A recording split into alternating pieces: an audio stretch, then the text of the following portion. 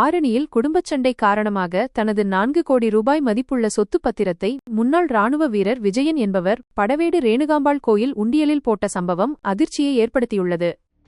திருவண்ணாமலை மாவட்டம் ஆரணி நகருக்கு அருகில் உள்ள இந்த கோயில் இந்து சமய அறநிலையத்துறையால் பராமரிக்கப்பட்டு வருகிறது. கோயில் அதிகாரிகள் நேற்று உண்டியல் காணிக்கைகளை எண்ணுவதற்காக உண்டியலை திறந்தபோது அதில் 4 கோடி ரூபாய் மதிப்பிலான சொத்து பத்திரம் கண்டுபிடிக்கப்பட்டது.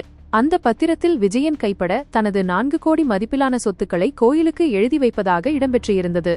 ஆனால் அவரது கையொப்பம் மட்டுமே போதாது எனவும் இந்த சொத்துக்களை கோயிலுக்கு தானம் செய்ய வேண்டும் என்றால் பத்திரப்பதிவு செய்ய வேண்டும் எனவும் அதிகாரிகள் தரப்பில் தெரிவிக்கப்பட்டுள்ளது.